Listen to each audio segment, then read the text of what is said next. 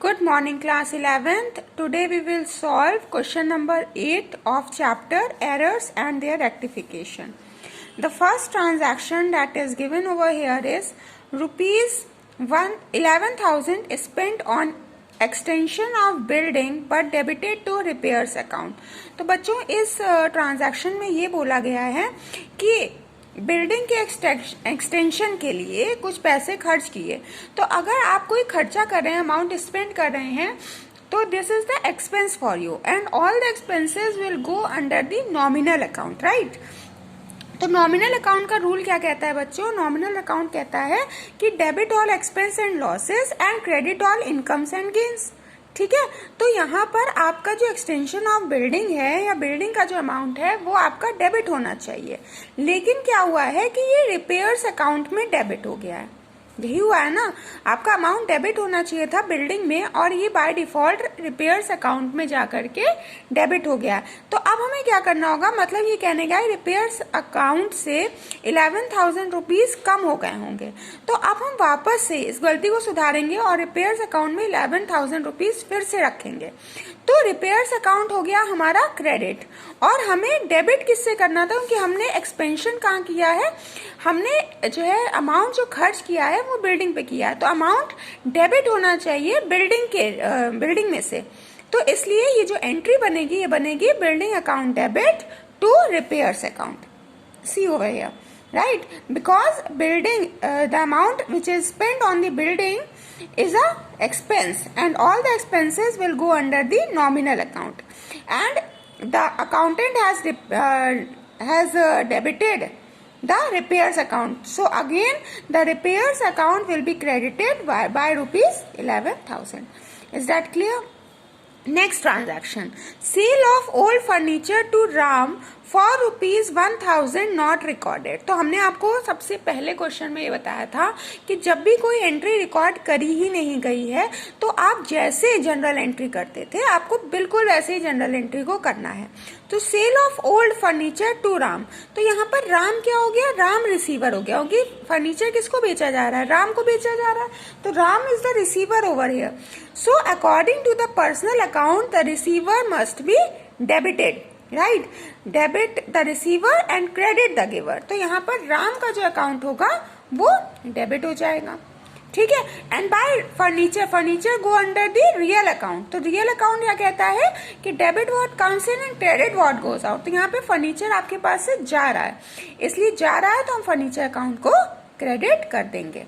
Is that clear? Ram receiver है और यहाँ पर आप फर्नीचर किसको बेच रहे हैं, आप फर्नीचर बेच रहे हैं राम को। तो राम के अकाउंट को तो हमको डेबिट ही करना है और जो फर्नीचर है वो हमारे बिजनेस से जा रहा है, इसलिए हमें फर्नीचर के अकाउंट को क्रेडिट करना पड़ेगा according to the real account, because real account says that debit what comes in and credit what goes out. Is that clear? तो बच्चों थर्ड ट्रांजैक्शन हमसे कह रहा है good sold to Sahil for rupees 6,000 and to RN for rupees 9,000 recorded correctly in the sales book. However, rupees 9,000 was posted to the Sahil and rupees 6,000 to RN. तो पहले इसको आराम से इस ट्रांजैक्शन का मतलब समझेंगे। यहाँ पर कहा गया है कि जो है साहिल को सामान बेचा गया था 6,000 रुपीज का और आर्यन को सामान बेचा गया था 9,000 रुपीज का। ये रिकॉर्ड तो करेक्टली हुआ है सेल्स बुक में, लेकिन 9,000 साहिल की बुक में अमाउंट रिकॉर्ड हो गया और 6,000 आर्यन की बुक में अमाउंट रिकॉर्ड हो गया, ठीक है।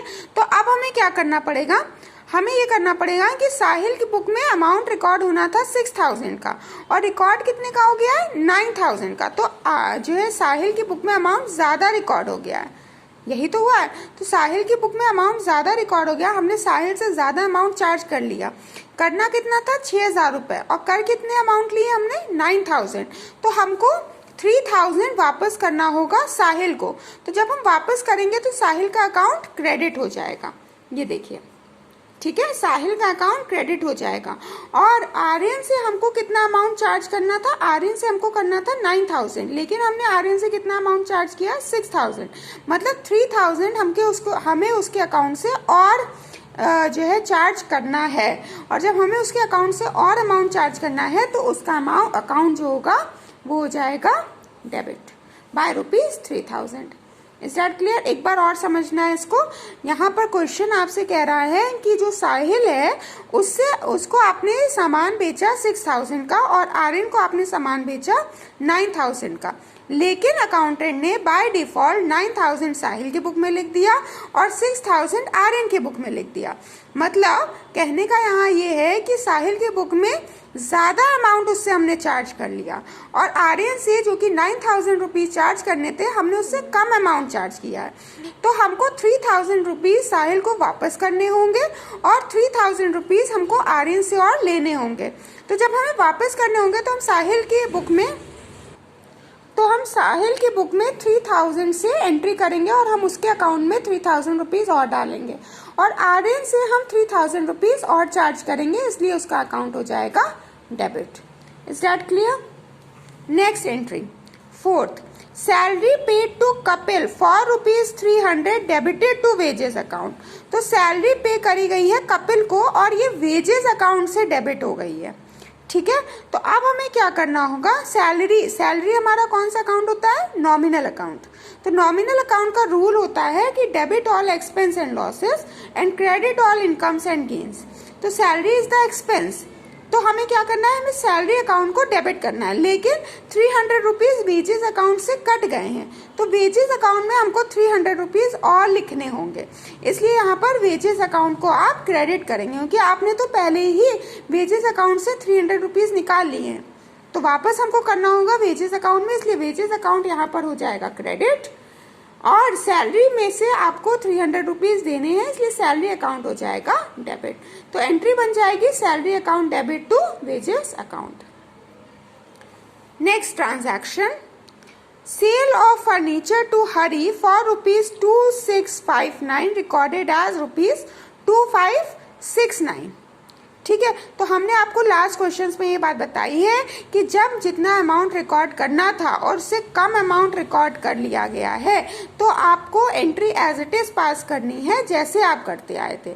तो सेल ऑफ ओल्ड फर्नीचर हुआ है हरी को, तो हरी यहाँ पर क्या हो गया, हरी हो गया रिसीवर।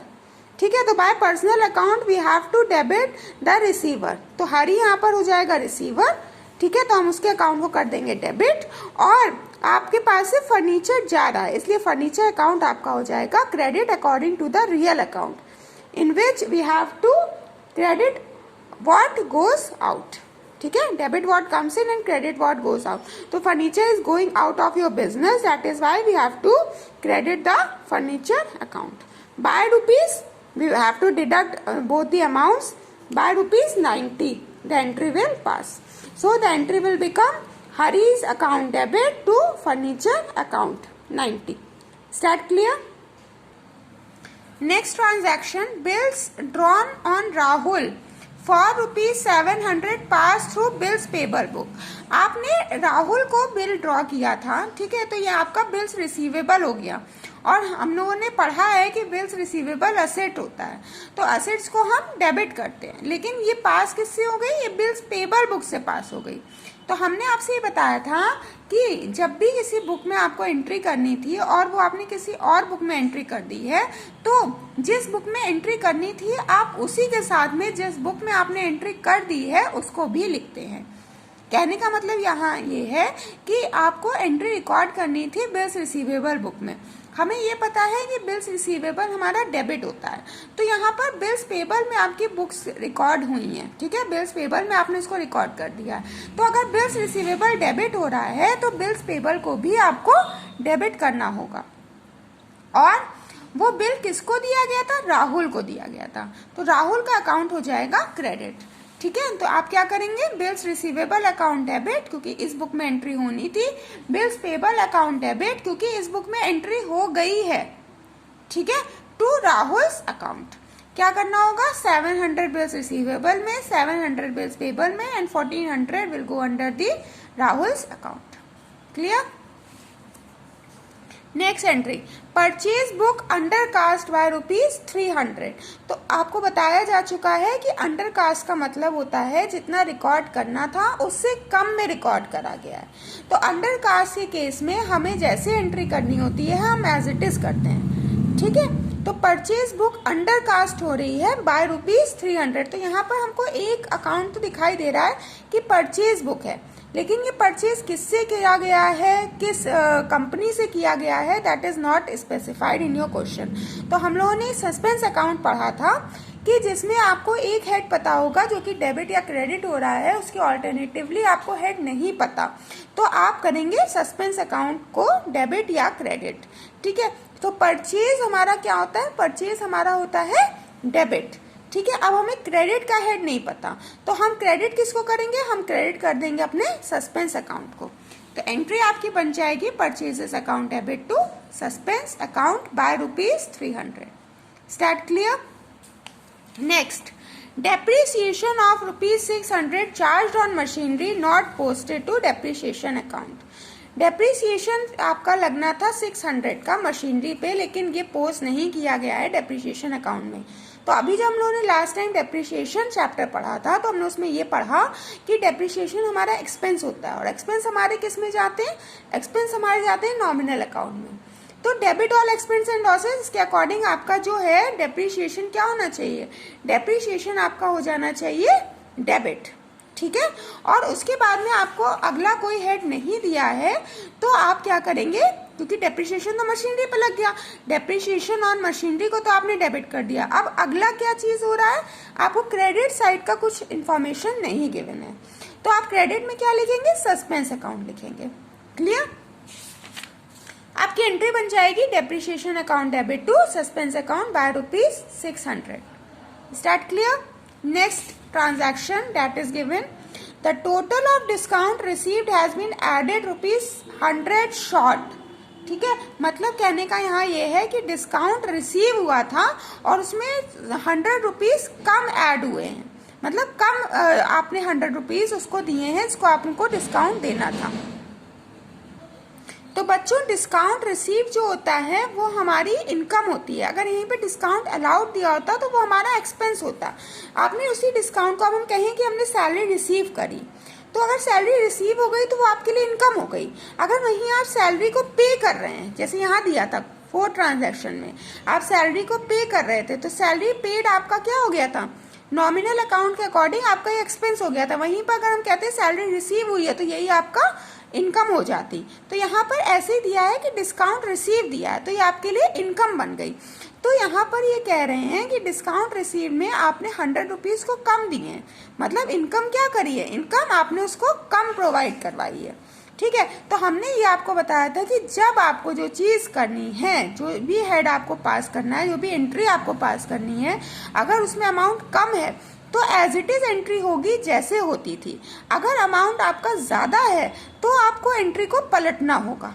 ठीक है, तो यहाँ पर कम अमाउंट आपने दिया था, तो discount received according to nominal account हमारा क्रेडिट होना चाहिए, क्योंकि वो रूल कहता है कि debit all expense and losses and credit all income and gain. तो ये इनकम हो गई आपकी, है ना। अगर आप डिस्काउंट रिसीव कर रहे हैं तो आपके लिए तो ये इनकम हो गई, तो डिस्काउंट रिसीव तो हमारा हो जाएगा क्रेडिट। अब अगला कोई भी हेड आपको नहीं दिया है कि आपको डेबिट क्या करना है, तो you have to debit the suspense account by ₹100. So the entry will be suspense account debit to discount received account 100. Start clear? Now the last entry is credit side of Mohan's account is overcast by 2000. ठीक है, तो credit side of Mohan's account is overcast. Mohan का जो credit balance था वो ज्यादा हो गया है बाय ₹2000। तो अब आपको क्या करना होगा, मतलब आपसे ये कह रहा है कि आपने 2000 रुपए मोहन को ज्यादा दे दिए, तो अब आप क्या करेंगे, मोहन से वो 2000 रुपए वापस लेंगे, और वापस लेने के लिए हमें क्या करना होगा, हमें उसी के अकाउंट को डेबिट करना होगा। डेबिट का मतलब यही तो होता है ना कि आपको वो अमाउंट कम, वो अकाउंट का बैलेंस कम करना है, और क्रेडिट का मतलब ये होता है कि आपको उसी अकाउंट का बैलेंस बढ़ाना है। तो अगर आपने उसको 2000 रुपीज ज्यादा दे दिए हैं, तो आप उसके अकाउंट से 2000 रुपीज विड्रॉ करवाएंगे, कम करेंगे उसके बैलेंस को। तो आपको अब मोहन के अकाउंट को क्या करना होगा, डेबिट करना होगा। तो हमने तो मोहन के अकाउंट को डेबिट कर दिया, लेकिन हमें अनदर साइड नहीं पता कि क्रेडिट क्या होगा, तो we have to credit the suspense account by ₹2000। ठीक है, तो the entry will become Mohan's account debit to suspense account. Students, I hope that you all have understood this chapter. Please do the practice of all the questions once again. Complete your work and send me the PDF of the entire chapter to my personal WhatsApp number. Thank you, children. God bless you all.